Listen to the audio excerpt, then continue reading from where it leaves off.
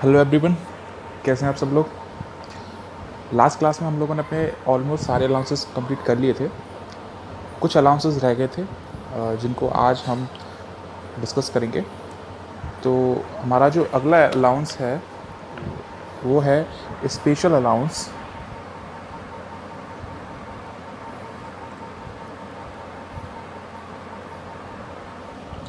To be incurred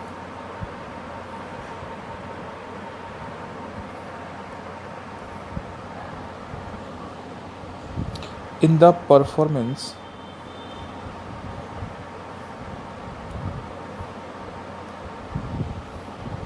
of duties of office। ठीक है। अब आप बोलोगे सर इतना लंबा चौड़ा नाम अलाउंस का, तो ये नाम नहीं है, ये बेसिकली उसका टाइप बताया गया है कि इसके अंदर कौन कौन से अलाउंसेस आते हैं। मतलब जैसे एम्प्लॉय को, जब एम्प्लॉय अपनी ऑफिस में अपनी ड्यूटीज़ को परफॉर्म करता है, ठीक है, जब अपना काम करेगा तो उसके लिए कुछ ना कुछ एक्सपेंसेस भी होंगे उसके। जब अपना काम करेगा तो काम के दौरान कुछ ना कुछ उसका खर्चा भी होगा। तो उस खर्चे को एक तरीके से एम्प्लॉयर क्या करता है, रिम्बर्स करता है, लौटाता है। ठीक है, यानी एम्प्लॉयर कुछ पैसा देगा अपने एम्प्लॉय को, और एम्प्लॉयर चाहता है कि वो सारा पैसा एम्प्लॉय अपने ऊपर खर्च करे, जिससे कि जो काम है वो बहुत ज़्यादा एफिशिएंट रहे, यानी काम में कमी ना रहे। ठीक है, इसमें एम्प्लॉयर का ही फ़ायदा है, क्योंकि काम अच्छे से होगा तो एम्प्लॉयर का भी क्या है, अच्छे से अच्छी सेल्स अच्छी होगी, प्रोडक्ट अच्छा बनेगा, अच्छा प्रॉफिट जनरेट करेगा। ठीक है, तो बेसिकली समझ में क्या आता है, समझ में ये आता है कि एम्प्लॉयर, जिसका नाम मान के चलते हैं ए, वो अपने एम्प्लॉय को क्या दे रहा है, कुछ अलाउंसेस देगा। यानी एम्प्लॉय जब अपना काम करेगा तो कुछ खर्चे होंगे। ठीक है, तो एम्प्लॉय क्या कहता है कि जो भी खर्चे होंगे ना, तुम मत करना, तुम टेंशन मत लेना, तुम बस क्या करो, अपनी ईमानदारी से मेहनत के साथ काम करो। जो भी खर्चे होंगे उसकी टेंशन मुझे दो, मैं क्या करूँगा, तुम्हें पे करूँगा उसके लिए। तो अब आप बोलोगे कि सर जब अभी तक हम जो अलाउंस पढ़ रहे थे वो एम्प्लॉय के खुद के लिए मिल रहा था, यानी जिसका जो सारा खर्चा हो रहा था एम्प्लॉय अपने खुद के ऊपर कर रहा था। लेकिन ये जो खर्चे हैं ये तो बिजनेस के खर्चे हैं, यानी काम के लिए खर्चे हो रहे हैं। अब काम के लिए जब एम्प्लॉयर एम्प्लॉय को कुछ दे रहा है तो वो फिर अलाउंस की कैटेगरी में क्यों आएगा, यानी वो सैलरी क्यों माना जाए। तो मैं भी आपसे कहता हूँ कि हाँ बिल्कुल आप ठीक सोच रहे हो कि वो अलाउंस की कैटेगरी नहीं आना चाहिए। तो इसलिए ये वाले अलाउंसेस क्या होते हैं, एग्जेम्प्ट होते हैं। ठीक है, ये वाले अलाउंस क्या होते हैं, एग्जेम्प्ट होते हैं। जब भी कोई एम्प्लॉयर एम्प्लॉई को कोई भी अलाउंस देगा, किसके लिए, अपने ऑफिस की ड्यूटी को परफॉर्म करने के लिए, यानी काम करने के लिए, यानी उसका जो सारा जो खर्चा होगा, बोले यानी जो खर्चा ही करेगा है ना, तो वो सिर्फ बिजनेस के लिए खर्चा करेगा, यानी ऑफिस में ही खर्चा करेगा, उस खर्चे को कंपेंसेट के लिए कोई अलाउंस देगा तो वो क्या होता है, एग्जेम्प्ट होता है। तो अब आप पूछोगे कि सर जब एग्जेम्प्ट होता है तो फिर उसको पार्टली टैक्सेबल कैटेगरी में क्यों डालते हैं, उसको फुली एग्जेम्प्ट में क्यों नहीं डालते। तो पार्टली टैक्सेबल कैटेगरी में इसलिए आता है क्योंकि इसमें कंडीशन होती है, कि मतलब कि एक कंडीशन ये है कि एम्प्लॉयर आपको जितना भी दे रहा है, अगर एम्प्लॉई वो सारा खर्च कर ले अपने ऊपर तो पूरा एग्जेम्प्ट है। लेकिन अगर उसमें से कुछ भी बचा ले तो वो क्या हो जाएगा, टैक्सेबल हो जाएगा। अब बोलेगा सर बात तो समझ में नहीं आई, मतलब जैसे कि एम्प्लॉयर ने दिए 2,000 रुपये, अगर एम्प्लॉई पूरे के पूरे 2,000 अपने ऊपर खर्च कर ले तो ये क्या है, एग्जेम्प्ट है, यानी ना तो ये सैलरी में ऐड होगा, ना ही इस पर कोई टैक्स लगेगा। लेकिन अब एम्प्लॉय ने क्या किया कि इसमें 2,000 में से 1,000 तो अपने ऊपर खर्च कर लिया और 1,000 बचा लिया। तो जो एम्प्लॉय ने खर्चा किया है वो क्या होगा, वो टैक्सेबल हो जाएगा। और जो एम्प्लॉय ने खर्चा किया है वो एग्जेम्प्ट हो जाएगा, यानी उस पर टैक्स नहीं लगेगा। और जो एम्प्लॉय ने बचा लिया है उस पर क्या लगेगा, वो टैक्सेबल हो जाएगा। ठीक है, बात समझ में आई। 2,000 में से सपोज करिए अगर 500 खर्च करता है, तो जो 500 खर्च करता है वो एग्जेम्प्ट हो जाएगा, और बचा कितना, 1,500, ये क्या हो जाएगा, टैक्सेबल हो जाएगा। यानी कि इनकम टैक्स हमारा जो डिपार्टमेंट है वो चाहता है कि एम्प्लॉयर अपने काम के बदले में, यानी ये इसको काम के लिए तो पेमेंट कर रहा है, तो ये सारा का सारा पैसा क्या करे, खर्च करे। ठीक है, यानी ये एक तरीके से इसको धोखा ना दे। अब बात आती है कि ऐसे कौन कौन से अलाउंसेस हैं, यानी इस कैटेगरी में ऐसे कौन कौन से अलाउंसेस आते हैं कि जो आप जितना खर्च कर दोगे उतना माफ़ है, और जितना आप बचाओगे उतना टैक्सेबल है। तो इस कैटेगरी में 6 अलाउंसेज हैं, इस कैटेगरी में 6 अलाउंसेज हैं। ठीक है सर, समझ में आ गया, 6 अलाउंस है। तो 6 अलाउंस कौन कौन से हैं? तो इन 6 अलाउंस को याद करने के लिए मैंने एक शॉर्टकट एक तरीके से मैंने बनाया है। वो शॉर्टकट है, इसको मैंने नाम दिया है हेड कट। यानी आपको सिर्फ क्या याद रखना है? आपको याद रखना है हेड कट। हेड कट मतलब कि H means helper allowance, H means helper allowance, A means academic allowance, A means academic allowance, D मतलब डेली अलाउंस, C मतलब कन्वेंस अलाउंस,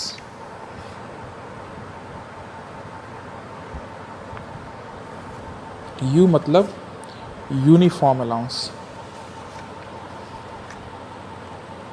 और T मतलब ट्रैवलिंग अलाउंस।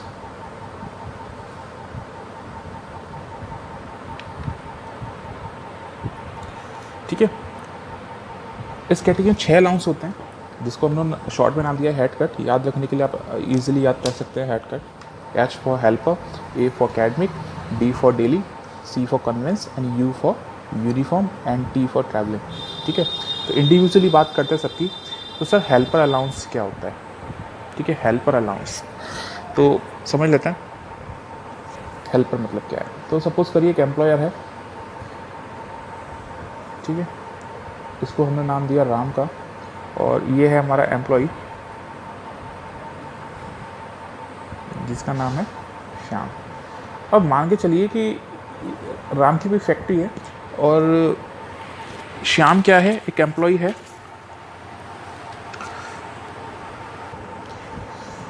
अब राम को क्या है कि बहुत बड़ा ऑर्डर हाथ लग गया, यानी फैक्ट्री में मैन्युफैक्चरिंग करता है और बहुत बड़ा ऑर्डर हाथ लग गया, जिसकी वजह से अब राम तो वो मैन्युफैक्चरिंग करेगा नहीं, तो उसने अपने श्याम को बोला कि टाइम कम है और काम ज़्यादा है, यानी कि वर्कलोड ज़्यादा हो गया, यानी हैवी वर्कलोड है।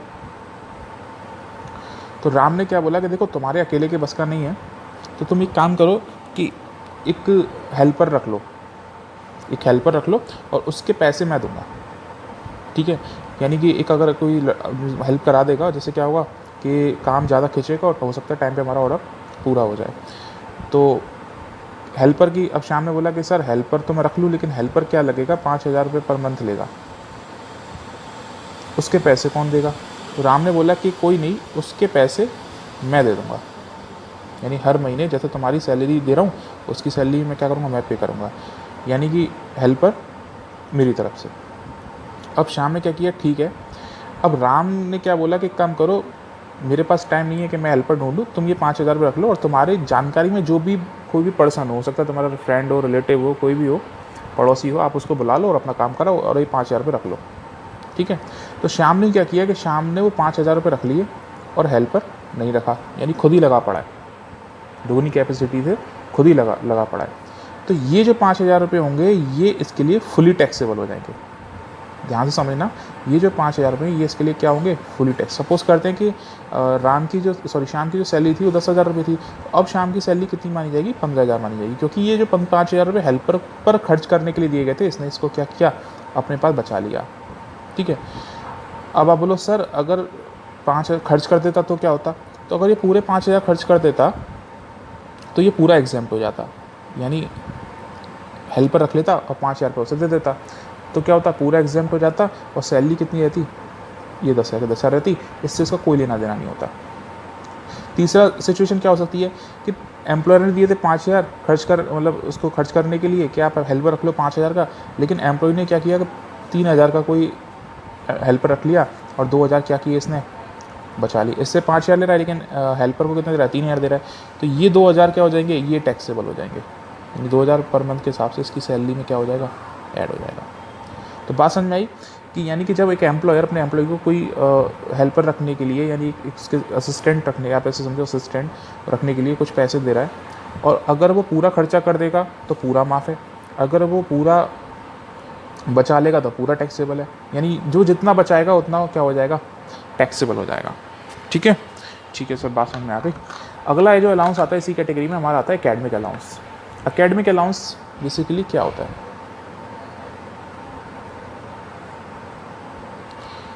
एकेडमिक अलाउंस जैसे कि अब एम्प्लॉयर है, ठीक है,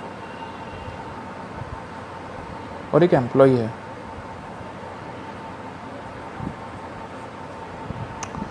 कोई आईटी सेक्टर कंपनी है एम्प्लॉयर की, यानी कोई इन्फॉर्मेशन टेक्नोलॉजी सॉफ्टवेयर वगैरह कुछ ऐसा कुछ बनाते हैं। अब ना यूएस में, अमेरिका में कोई नई टेक्नोलॉजी आई थिंक इन्वेंट हो गई, कुछ नया एक्चुअली, कुछ नया टेक्नोलॉजी इन्वेंट हुई। एम्प्लॉयर ने क्या बोला कि एम्प्लॉय से कि यार इसके बारे में पता करो, यानी अगर ये चीज़ अगर हमारे पास आ गई ना तो फिर हमारा कंपनी क्या होगी, बहुत ज़्यादा ग्रो करेगी, यानी इसको पता करो, आप यूएस जाओ और ये सीख के आओ, आप रिसर्च करो उसके ऊपर, ठीक है। अब एम्प्लॉय बोला कि ठीक है मैं यूएस तो चला जाऊँ, लेकिन वहाँ जाने का, आने का और रहने का, वहाँ जो भी मैं रिसर्च करूँगा, खाने का पीने का खर्चा कौन देगा, ठीक है। तो एम्प्लॉयर ने बोला कि आप उसकी टेंशन मत लो, उसका जो पैसा होगा वो मैं दूंगा।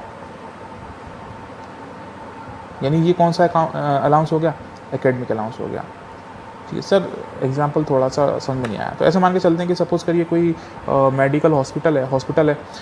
अब जो डॉक्टर हैं, डॉक्टरों को रिसर्च करने के लिए, यानी कि अब जैसे कोरोना वायरस चल रहा है, तो कंपनी ने क्या किया, कोई मेडिकल फार्मा कंपनी होगी, दवाइयाँ बनाती होगी, उसने अपने डॉक्टर्स को, अपने साइंटिस्ट को बोला कि आप इस पर रिसर्च करो, और रिसर्च के लिए जो पैसा होगा वो कौन देगी, वो कंपनी देगी, और यह हो सकता है गवर्नमेंट दे, कोई भी दे रहा है, ठीक है। कंपनी मान के चलते हैं, कंपनी के एम्प्लॉई हैं, तो जो भी उस पर रिसर्च कर रहे हैं आई थिंक कोरोना वायरस पे, तो उसका पैसा कौन खर्च कर रहा है, कंपनी दे रही है। कोई भी मेडिसिन बनाने का, मेडिसिन के लिए कितने ट्रायल्स होंगे, ऐसा तो नहीं कि पहली बार ट्रायल किया और मेडिसिन सक्सेसफुल हो गई और बाजार में बन गई, तो वो भी नहीं होगा।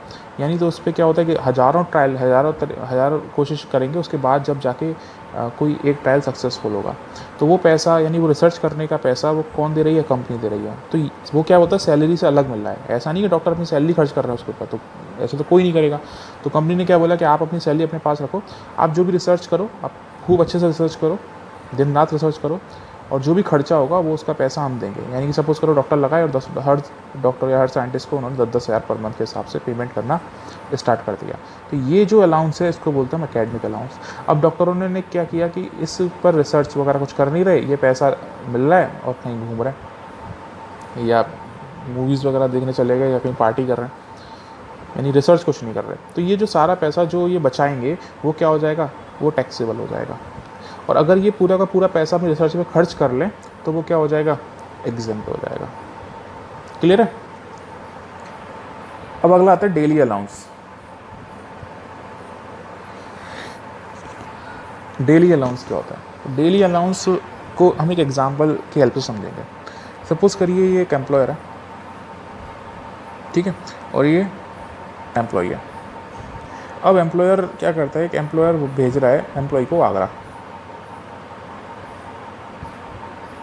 मथुरा में ऑफिस है, यानी आगरा भेज रहा है किसी ऑफिस के काम से, और कितने दिन के लिए, 8 दिन के, ठीक है। अब एम्प्लॉयर भेज रहा है उसको, एम्प्लॉय को आगरा, कि तुम आगरा चले जाओ 8 दिन के लिए, और ये काम है, तुम्हें वहाँ रुकना है, और जो भी कोई काम होगा। एम्प्लॉय कहता है मैं चला तो जाऊँगा, लेकिन 8 दिन रुकने का, यानी जिस होटल में रुकूँगा तो वो भी पैसे लेगा, कि फ्री में तो मुझे रखेगा नहीं, जहाँ मैं खाना खाऊँगा तो वो भी पैसे लेगा, ठीक है, नाश्ता करूँगा तो वो भी पैसे लेगा, तो यानी कि पैसे कौन देगा। तो एम्प्लॉय ने बोला कोई नहीं, कि मैं तुम्हें क्या कहता हूँ, 8 दिन के लिए जा रहे हो ना, तो मैं मान के चल रहा हूँ कि 200 रुपये per day I think sufficient है, 200 रुपये पर डे सफिशिएंट है, यानी मैं तुम्हें 1600 रुपये दे रहा हूँ। इसको हम लोग क्या बोलेंगे, डेली अलाउंस। यानी कहीं टूर पे आप उसे भेज रहे हो और वहाँ होने वाले डेली के छोटे मोटे खर्चे, ठीक है, खाने के, पीने के, कपड़े धुलवाएगा, और हो सकता है कपड़े आयरन करवाए, यानी कई सारे तरह के खर्चे होंगे। तो उन खर्चों के लिए जो अलाउंस दिया जाता है उसको हम लोग क्या बोलते हैं, डेली अलाउंस, ठीक है। अब एम्प्लॉय ने क्या किया, एम्प्लॉय थोड़ा सा चालाक, इसने बोला था कि होटल में रुकना, एम्प्लॉय ने क्या बोला कि प्लेटफॉर्म पर सो गया, ठीक है। इसने बोला था कि होटल में खाना खाना, एम्प्लॉय ने हो सकता है कि एक टाइम खाना खा के रह जाए, एक टाइम खाना ही नहीं खाया उसने। तो इसने क्या किया कि इसने सिर्फ 1200 रुपये खर्च किए, बचे कितने, 400, तो इनकम टैक्स वाला हमारे एक्ट में क्या लिखा हुआ है कि अगर जो भी बचाया, यानी कितना बचाया, 400 बचाया, तो 400 क्या हो जाएगा, टैक्सेबल हो जाएगा। और 1200 क्या कर दिया, खर्चा कर दिया, तो 1200 हमारा क्या हो जाएगा, एग्जेम्प्ट हो जाएगा। ठीक है। अगर सर 1600 खर्च कर देता तो क्या होता, तो पूरे 1600 खर्च कर देता तो सारा का सारा एग्जेम्प्ट हो जाता और कुछ भी टैक्सेबल नहीं होता। बात समझ में आई? यानी एम्प्लॉयर अपने एम्प्लॉय को डेली के लिए जो खर्च देता है। अब दूसरी सिचुएशन ये हो सकती है कि एम्प्लॉयर कहीं बाहर जा रहा हो। ठीक है, ऐसा होता है कि जैसे सपोज़ करिए मेरा बिजनेस है और मैं कहीं 10-15 दिन के लिए घूमने जा रहा हूँ या बाहर जा रहा हूँ कहीं भी, तो मैंने अपने मैनेजर को सपोज़ करिए 20,000 रुपये दे दिए कि मेरे पीछे से यहाँ के फैक्ट्री के या जो भी ऑफिस के जो भी खर्चे हों वो आप अपनी तरफ से देख लेना। अब 20,000 रुपये उसको हम लोग क्या बोलेंगे, डेली अलाउंस। अब 20,000 में से उसने, जो मेरे मैनेजर ने क्या किया कि पूरे 20,000 खर्च कर दिए। ठीक है, मेरे ही ऑफिस में, मेरी ही फैक्ट्री पे, तो क्या मैं उससे कुछ कहूँगा? नहीं। उससे कुछ फ़ायदा हुआ? नहीं हुआ। यानी सारा क्या हो गया, एग्जेम्प्ट हो गया।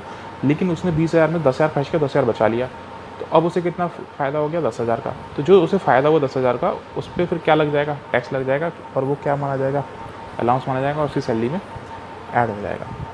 ठीक है सर, समझ में आ गया? ठीक है, कन्वेंस अलाउंस हमारा नेक्स्ट है। कन्वेंस अलाउंस को भी मैं छोड़ रहा हूँ, अभी हम डायरेक्ट आते हैं यूनिफॉर्म अलाउंस पे।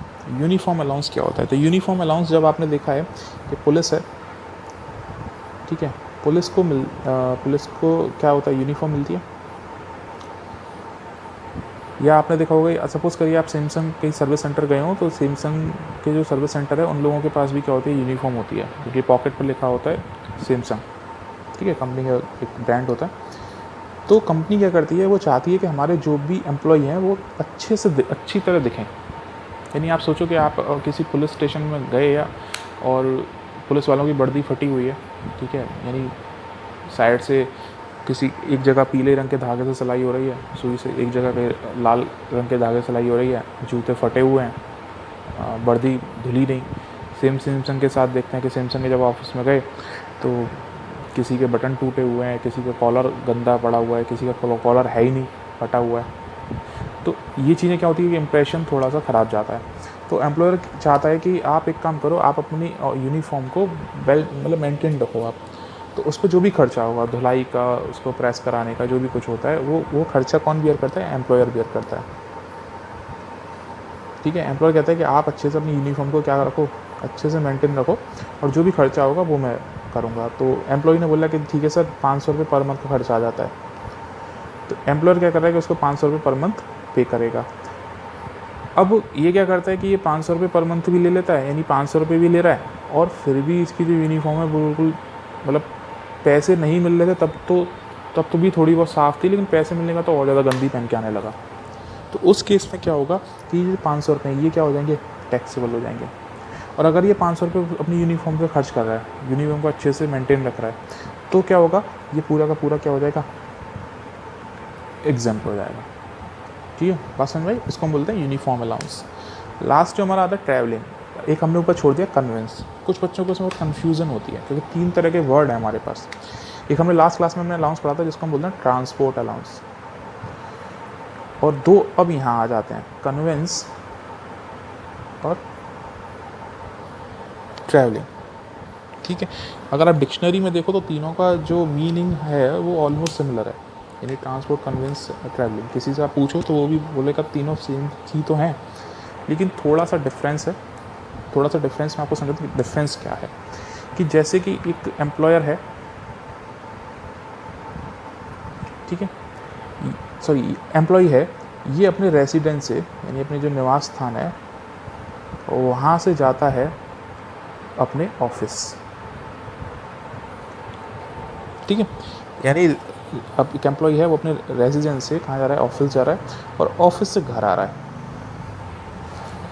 तो ये जो खर्चा होगा इसको हम बोलते हैं ट्रांसपोर्ट एक्सपेंसेस, जिसके लिए हमें क्या मिलता है, ट्रांसपोर्ट अलाउंस मिलता है। यानी घर से ऑफिस जाने का और ऑफिस से घर आने का। तो घर से ऑफिस, ऑफिस से घर, ये क्या है, हमारा ट्रांसपोर्ट एक्सपेंस है, और इसके लिए हमें क्या मिलता है, ट्रांसपोर्ट अलाउंस मिलता है। बात क्लियर है? अब एम्प्लॉय हमारा ऑफिस पहुंच गया। ऑफिस के बाद एम्प्लॉयर ने क्या किया, उसने बोला कि चलो एक काम करो, आप ना कहीं उसे जगह बता दी कि आप फलानी जगह चले जाओ और वहाँ से 10,000 का पेमेंट ले आओ।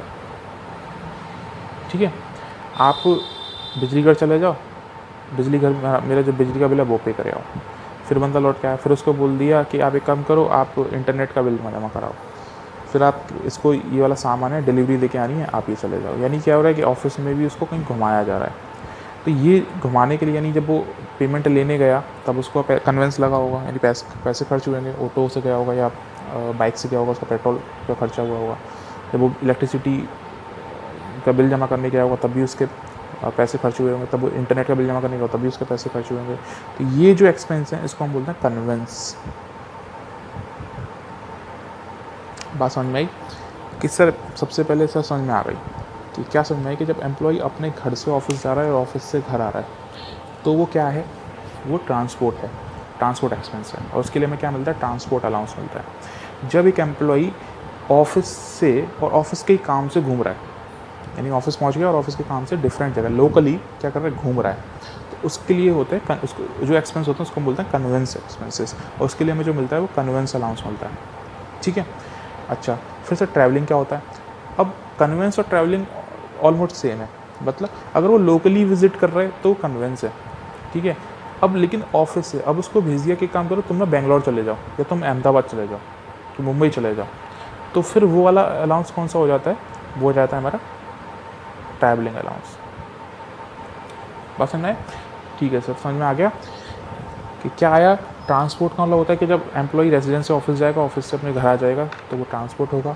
ऑफिस से लोकली काम के लिए कहीं घूमेगा तो वो कन्वेंस है।